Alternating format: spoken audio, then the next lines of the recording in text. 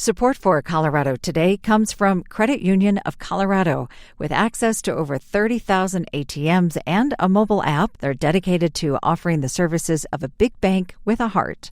Learn more at honestlygood.org. Support for Colorado Today comes from Safeway, where you can get everything you need to make mom feel special. For breakfast in bed or a surprise brunch, they've got fresh fruits and gorgeous flowers to help celebrate mom. Get started in the Safeway app. Do you feel like you've been hearing about Real ID for years?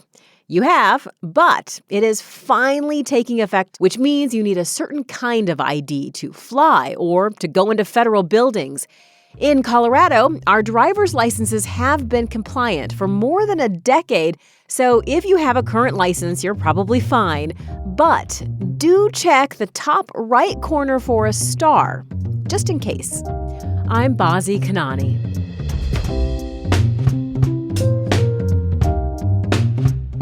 Coming up, it feels like we're getting plenty of rain. It's what's happening to the snow that's causing concern. Starting in around mid-April, warm, dry conditions started melting snow in our mountains super fast. Then, how AI could be reined in Colorado. So other states are watching to see what Colorado does. Plus, how Washington plans to cut money from public TV and radio and what it would mean for a Four Corners community.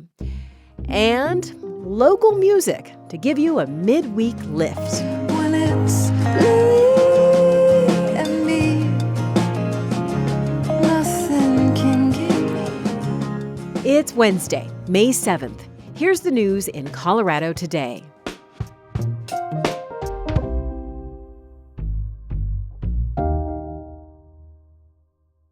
The spring rains this week are great for our yards, gardens, and generally greening up the landscapes around us.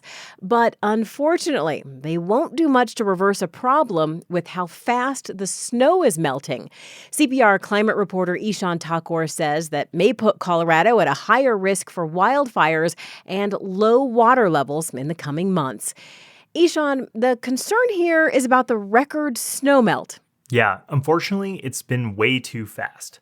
In fact, in a one-week range in April, we set new records for snowmelt across broad swaths of the state, compared to that same week in previous years.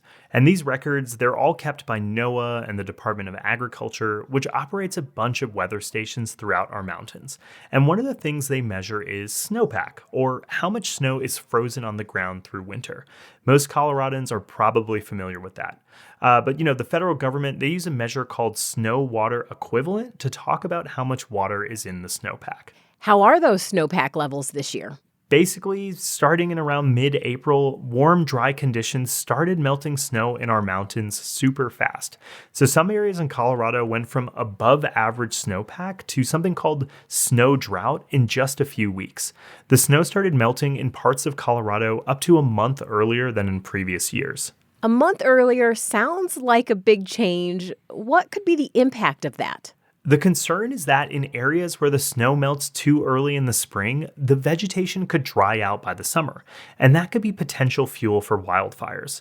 You can think of snowpack like a natural reservoir that delivers water to ecosystems and even our water supplies.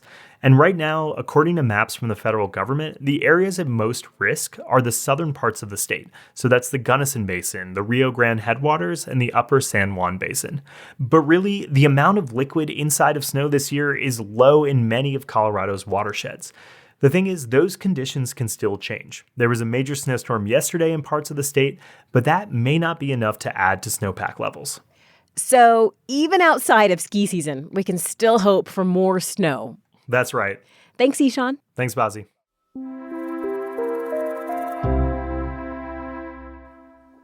Now, an update on Colorado's first-in-the-nation effort to hold companies accountable when they use AI to make consequential decisions, like who gets loans or who gets hired for a job. Lawmakers had hoped to refine their policy before it takes effect next year, but hit a roadblock in the final days of this legislative session. CPR's Benta Birkeland joins us from the Capitol to explain. Benta, Last year, Colorado actually passed the first law like this in the country to comprehensively regulate how AI is used by companies and governments. So generally, the law requires disclosure when an AI system is used in decision-making for things like banking, healthcare, education, so really significant things. And it also allows people to file an appeal or a complaint if they think they've been treated unfairly. There's discrimination by the technology a government or a business is using. The policy is now taking effect in February of next year. If this bill was already passed in the last legislative session, what was left to figure out in this session? Polis signed the original bill on the condition that all sides would make changes and address concerns that he and the tech industry had with the bill. A task force with AI companies, developers, business, consumer rights groups met for months to try to come up with a policy that can achieve what the state's going for here without being unworkable for companies.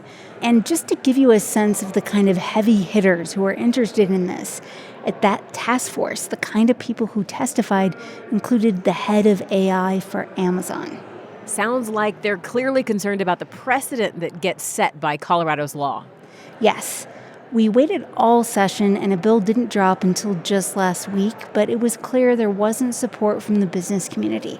They said it would stifle innovation. They also thought it was too vague in terms of what will be covered under the law. I talked to John Nordmark. He's the CEO of Iterate AI. It's based in Highlands Ranch. His company is an AI developer for big companies like Ulta Beauty. But his company also uses AI that they don't personally develop for things like hiring. We have 4 job openings, over 4,000 current candidates. We have 1 HR person.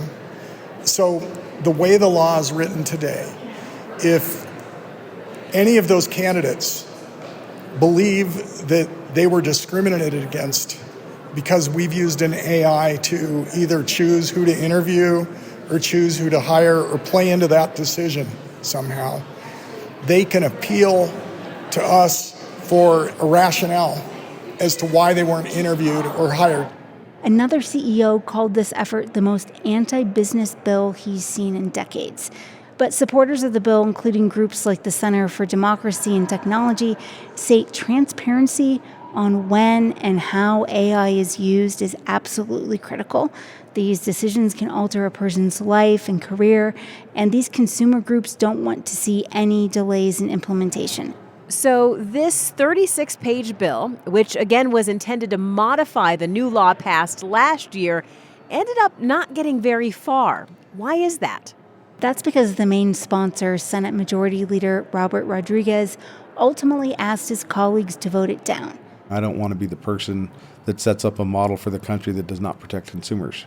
Rodriguez said, though, he is committed to working on something to introduce next session, but that's going to bump up right against the current implementation deadline. So this leaves a lot of unanswered questions for companies that use AI. Thanks, Benta, for keeping us up to date on State House News. Thanks for having me. You may know this podcast is part of Public Media, the newsrooms that make Colorado Today get some of our funding from Congress. So this next story is about us and other public media in Colorado that would lose out if a bid to eliminate federal funding goes through. CPR's Tom Hess has interviewed leaders at public media stations in the state, and he joins us now. For transparency, I'll note here that no one at CPR who was outside of the newsroom had any editorial involvement in our reporting. Hi, Tom. Hi, Bossy. How could President Trump or Congress cut funding for public media? Well, let's start with the portion coming out of President Trump's White House. Last week, there was an executive order issued related to stopping funding from going to NPR or PBS. What that would do is it would ask the Corporation for Public Broadcasting to not send any of the funds meant for public media to NPR or to PBS. Now, a lot of the money that goes out of the Corporation for Public Broadcasting goes to smaller media outlets. There's around over 1,500 public media outlets that get funding, including places like Aspen or Alamosa. Now, I should note, there's not a ton to suggest that President Trump has the legal authority to tell CPB how to spend its money. The head of the organization has said as much.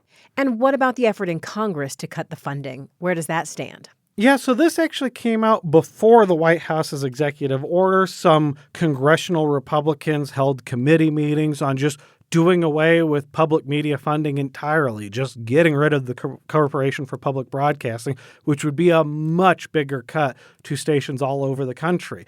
Now, there's questions about whether or not that actually has support in Congress. That was supposed to come up already. They were meant to take it up maybe as early as last week. It hasn't gotten there yet. And there's some questions about whether or not Congress could actually pass such a measure. For President Trump and some Republicans, what's their justification for cutting funding for public media? Well, you hear about an alleged liberal bias in public media. They will point to stories about the LGBTQ community and saying that's a reason to pull this funding away from there. You'll also hear about the national debt, as you do anytime budget conversations come up. There's this multi-trillion-dollar national debt, and they'll look to CPB, which gets about $500 million a year in funding, which is a fraction of a percent of the total national debt. But here's President Donald Trump taking a question on the efforts to defund the Corporation for Public Broadcasting. It's a very biased view, you know that better than anybody, and I'd be honored to see it end. We're well covered. Look at all the people that we have here today. We're well covered, and we don't need it, and it's a waste of money. Now, while it's true there's a lot of national reporters in Washington, I asked Tammy Graham about those comments. She runs KSUT in southwestern Colorado. They broadcast local news and information, emergency alerts in that Four Corners region. About 19% of their budget comes from federal funds, by the way. And she frankly chuckled at the notion that America has enough news coverage in this country to give up on public media. It sounds fairly ridiculous. I mean, sitting in Washington, D.C., thousands of miles away from rural Colorado and many other places, there's absolutely no way those reporters are going to have any clue about what's happening on the ground in rural America, which makes up the backbone of the citizenry, really. It's quite significant. Tom, you mentioned KSUT gets about 20% of its funding from the federal government. And what about bigger outlets like our employer, CPR, and Rocky Mountain PBS, for example? Well, at CPR, you're looking at about $1.5 million each year, which factors out to 5 or 6% of the budget. Rocky Mountain PBS, 10% of their budget comes from federal funds. But there's also that avenue we talked about earlier about what if this funding, instead of being cut entirely, was just forced to not go towards places like NPR and PBS. But that has downstream effects on smaller stations who use a lot of NPR and PBS programming to fill out their airwaves and also rely on some of their infrastructure support, things like transmitters, satellite services. So there are effects that downstream could impact stations like Graham's who do not have the budget to fill that out otherwise. One of the things that we do here at CPR is report on the federal government's impact on Colorado. So, of course, we'll continue to cover this story among many others. Thanks, Tom, for your reporting. You're welcome. Also, late yesterday, the Education Department announced it's ending its long-standing grants that help support public television's children's shows, like old favorites Sesame Street and Reading Rainbow, and newer shows like Work It Out Wombats and Lila in the Loop. Before we go, we thought this would be a good day to take a break from the news with a music lift. There's a new song from Arvada singer-songwriter Holly Lovell.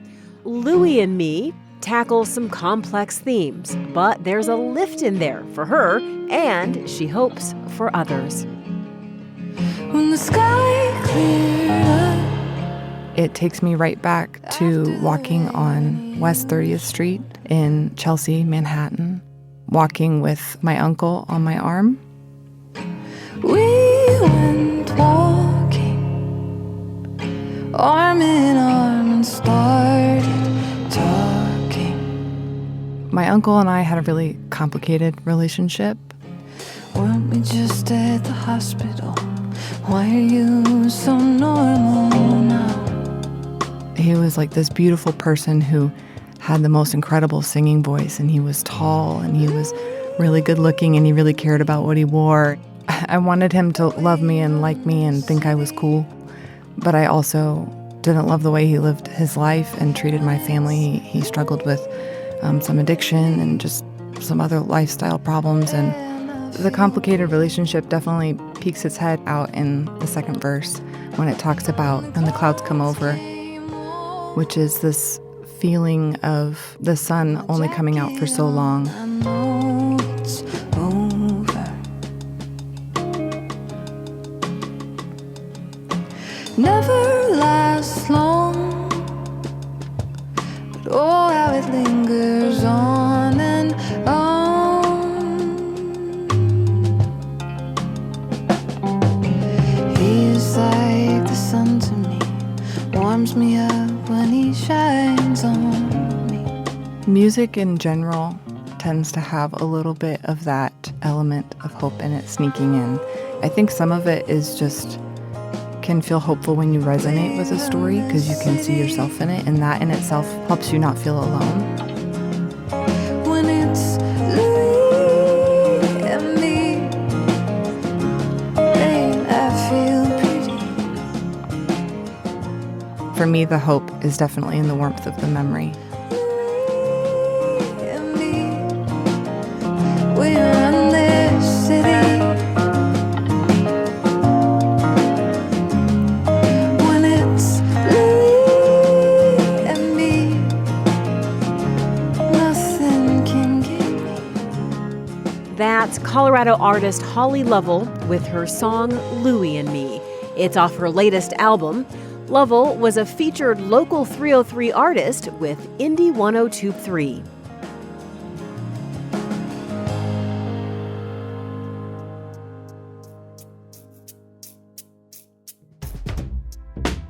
Reporting for today's show also came from CPR's Stephanie Wolf. Thanks for listening. Be sure to follow Colorado Today in your podcast app. And if you hear something you like, share the episode. I'm Bazi Kanani.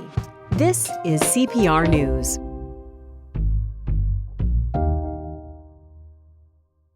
Support for Colorado Today comes from Safeway, where you can get everything you need to make mom feel special.